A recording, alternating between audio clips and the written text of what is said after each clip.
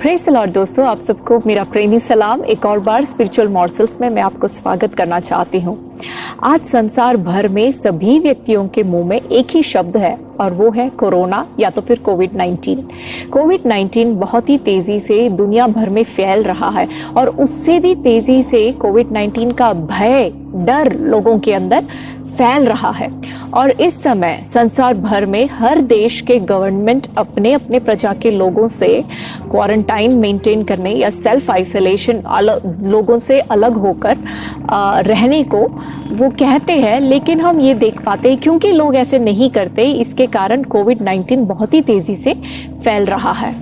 अब देखिए, आज का मेरा सवाल ये है कि क्वारंटाइन के बारे में या तो फिर सेल्फ आइसोलेशन, लोगों को अलग से रहने को सबसे पहले किसने सिखाया था? इतिहास सिखाने वाले इस प्रकार कहते हैं कि मिस्र से जब इजरायली प्रजा बाहर निकलकर कनान देश की ओर जो उनकी यात्रा थी, BC 14 और BC 15 के बीच में हुई। और उसी समय हम बाइबल में देख पाते हैं कि परमेश्वर मूसा को बुलाकर इस इजरायली लोगों के लिए एक बहुत ही लंबी लिस्ट जो है इंस्ट्रक्शंस देता है।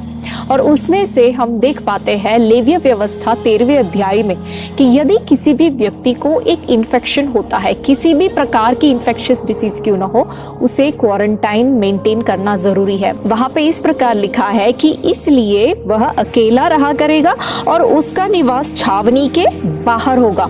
इस प्रकार किसी व्यक्ति को जब इन्फेक्शन होता है तो उसे 7 दिन तक पहले छावनी के बाहर रखते हैं। 7वें दिन याजक आके उसको टेस्ट करके देखते हैं और यदि उनको लगता है कि इसमें अभी भी इन्फेक्शन है तो उसको 7 दिन और छावनी के बाहर रखते हैं। माने टोटल 14 दिन तक ये बंदा जो है क्वारंटीन में है, सेल्फ आइसोलेशन में है, छावनी के बाहर। और इस प्रकार जब कोई व्यक्ति 14 दिन के क्वारंटाइन के बाद जब वापस छावनी में आता है तो उसे किस प्रकार अपने आप को सैनिटाइज करना जरूरी है, उसके बारे में वहां लिखा है। 13वें अध्याय के पिछले आयतों में और 14वें अध्याय में हम पढ़ते हैं। और उसी के साथ साथ व्यवस्था विवरण 23वें अध्याय में और गिनती के पुस्तक उसके 19वें अध्याय में, यहाँ पे सब हम ये पढ़ते हैं कि जब भी कोई इन्फेक्शन वाला व्यक्ति यदि किसी भी चीज को छुए तो उस चीज को कैसे साफ करना है। अधिकतर चीजों को जलाने के बारे में या तो फिर आज के मेडिकल टर्म्स में इंसिनरेट करने के बारे में लिखा है। और जो मिट्टी के बर्तन होते हैं, मिट्टी के बर्तनों को तोड़ के, धोने के बाद तोड़ के नाश करने को कहा है, क्योंकि मिट्टी के बर्तनों में जैसे जो काने होते हैं उसके अंदर बैक्टीरिया और फंगस अंदर घुस सकते हैं और वो साफ नहीं हो सकता सफाई करने के बाद भी। तो इस प्रकार एक सैनिटेशन का, क्वारंटाइन का एक बहुत ही हाई स्टैंडर्ड परमेश्वर ने बाइबल में दिया है।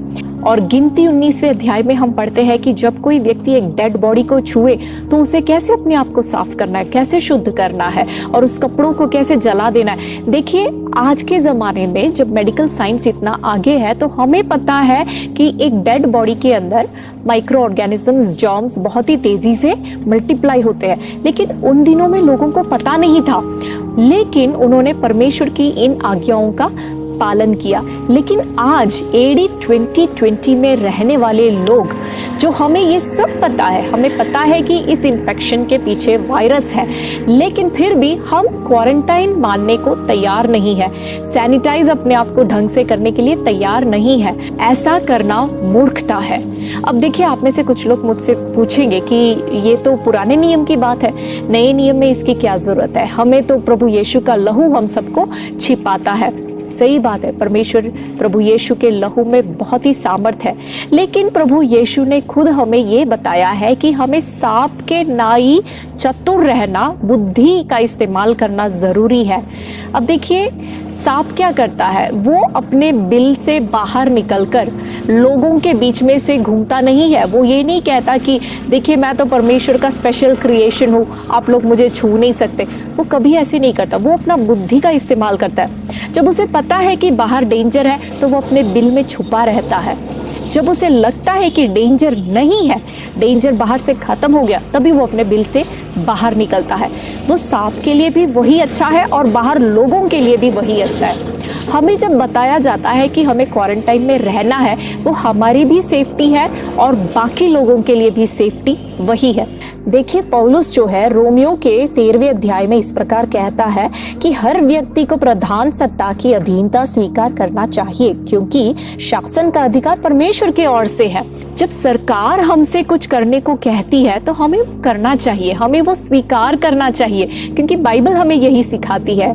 और देखिए, पौलुस भी पहले कुरिन्थियों 12वें अध्याय में जब पवित्र आत्मा के वरदानों के बारे में सिखाता है तो सबसे पहले वरदान कौन सा है वहां पे? द गिफ्ट ऑफ विजडम, बुद्धि हमें इस्तेमाल करना है। बाकी हर वरदान, चाहे वो चंगाई का वरदान हो, अद्भुत काम चमत्कार का वरदान हो, वो सब जो है ये बुद्धि के बाद ही आता है। जब कोई और व्यक्ति हमें देखे तो उसे क्या दिखना चाहिए? एक ऐसी दुल्हन, प्रभु यीशु की दुल्हन कलीसिया जो बुद्धिशाली हो, उसे मूर्ख दुल्हन नहीं दिखनी चाहिए।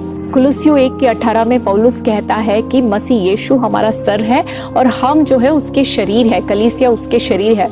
तो आज के ऐसी अवस्था में जब लोग परेशान हैं, हम प्रभु यीशु के हाथ और पैर बन जाए जिनको जरूरत है। यदि आप किसी एक ऐसे व्यक्ति को जानते हो जो क्वारंटाइन में हो, सेल्फ आइसोलेशन में हो, तो उसके लिए 2 हफ्ते का राशन खरीद के उसके दरवाजे के सामने रख दे। ऐसे लोगों को उनका मन को खुश करे, उनसे बातें करे, उनके लिए प्रार्थना करे। जो मसीह यीशु करता है वही हमें करना है। एक ऐसी परिस्थिति में ही लोग हमारे द्वारा प्रभु यीशु को जान पाए और उससे भी बढ़कर हम अपने आप को प्रभु के आगमन के लिए तैयार करें, क्योंकि हम सब जानते हैं कि प्रभु यीशु का दोबारा आना बहुत ही निकट है। हम सब अपने आप को तैयार करें, प्रभु यीशु की इच्छा के अनुसार हम जिए, बुद्धि के साथ हम अपने जीवन को बिताए। परमेश्वर आप सबको आशीष दे। God bless you.